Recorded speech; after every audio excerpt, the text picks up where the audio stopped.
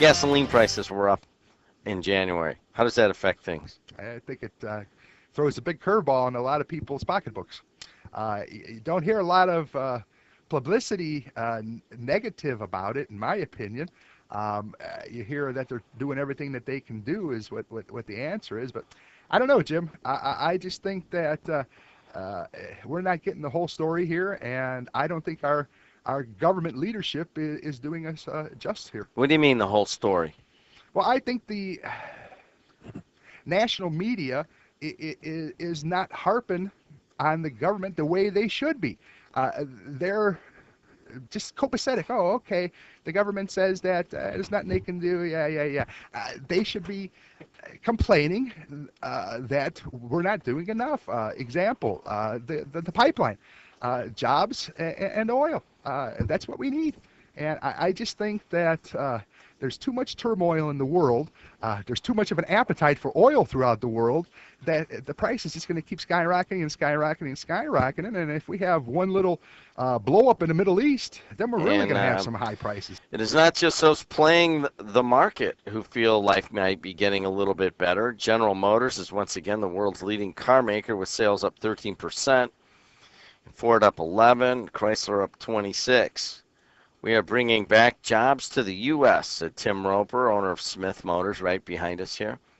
We are not there yet, but it's the first time we're seeing GM and Ford adding thousands of jobs and bringing back from around the world. Are we in the grips of an economic recovery?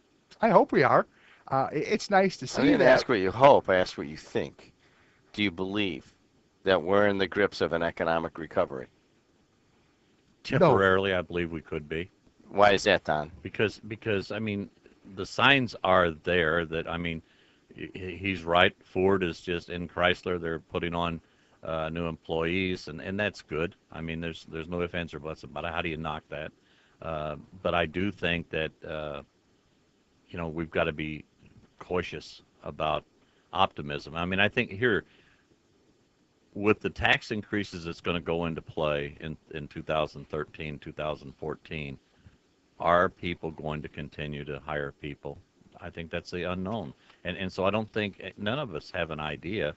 We hear what people think. We hear opinions of what people. I just finished a book, and it was some economists that basically said that between 2013 2015, the market's going to crash, even worse than it did in 2008. And they predicted the one in 2008.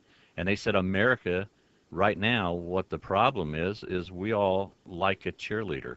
And what's coming through the media is cheers. And he says it's like you go to a ball game and your team is losing, but you're always upbeat when the cheerleaders are out there doing their cheers.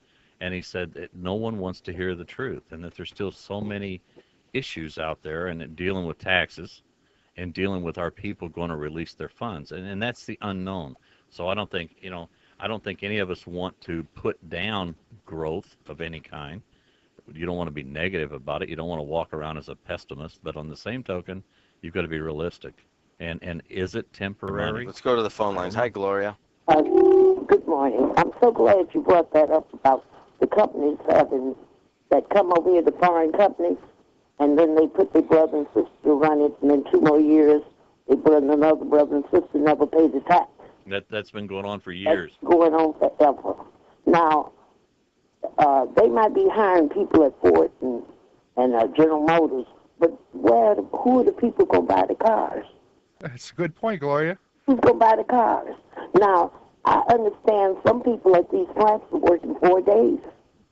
And what type of people are they hiring? Are they hiring technical people? Are they hiring people to run these new technical efficient equipment so that they can lay off the laborers? I don't know. I really don't know. I have the answer for you. Look, but no, we won't be out of this for quite some time. And a flat tax, poor people, only time they pay tax is when they go to get does Obama get a second term, and does he deserve one? Oh, he's in. The Republicans are so confused, it's ridiculous. You couldn't write a better script. They don't know if they want Gingrich, Santorum, or Romney. You know, the Republicans couldn't pick 3 weaker candidates to go against President Barack Obama. Is the economy getting better? Oh, most definitely. For the average person? You hear that guy that just called in? He said, "What are you talking about? It's the average, the average person, the average worker. What is he seeing? Is it easier for him to make his rent?" Oh, most definitely. It's malarkey. Just a few months ago in Michigan, unemployment was 14%. Unemployment has fallen under 10% in Michigan now. Hey, let me tell you something. Things are getting It's better not for the little guy. it's not malarkey what that man said. It is affecting his life. You're malarkey. You come on here with your rah-rah for Obama, but what that man is talking about is real in his life and into his family. It's real in my life, too. I have a PhD, and I was unemployed for nearly a year. Well, that's great. I have the right to call it I have the right to call it malarkey. You're making it seem like a person that calls in isn't in the same situation that other people are in. The economy is getting better, and Barack Obama will be president for another term, and the American way will be restored. Yeah, That's right. wishful dreaming, my friend. Hold on a second. I got one more for the caller. All right. The new budget comes out, and there is a theme to it, and that is almost like a shared sacrifice theme, and that those that have more should give more at this point. It's another way of saying is tax the rich, but I don't think that moniker is being used. What do you think about the idea that the rich should share in the sacrifice in paying down our debt and helping us go forward here? I think we should all contribute to the sacrifice. I believe in a flat tax, but I believe in a state tax and a city tax and a county tax. You believe in all kinds of taxes, man. What the heck is that?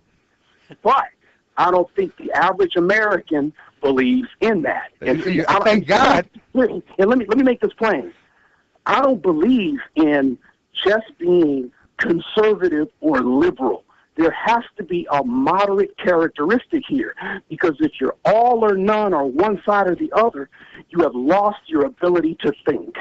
Well, sir, I sure hope no more people get elected that have the same mentality like you do, because I work hard for my money, and I don't want to give it willy-nilly to any other taxes that have no responsibility. That's ridiculous. Yeah, okay. Thank you. Goodbye. Go to another country. Well, this is my country. Why don't you go to another country? Pick a better country, pick a better tax. Yeah, okay. Have fun. We'll talk to you in 4 years, and we'll see if you're still a PhD or if you're sweeping the streets somewhere. If my taxes, I don't mind sweeping the streets. If my taxes can benefit another American, raise my tax, because I'm pro-American. I'm not an anti-American person who says don't raise the tax and don't take care of the middle class or the poor. Hey, thanks for calling in. I'm so glad that it is President's Day and certain guys get the day off to call in. It's good to hear you. God bless you, my friend. Shared sacrifice. God bless you. Talk to you.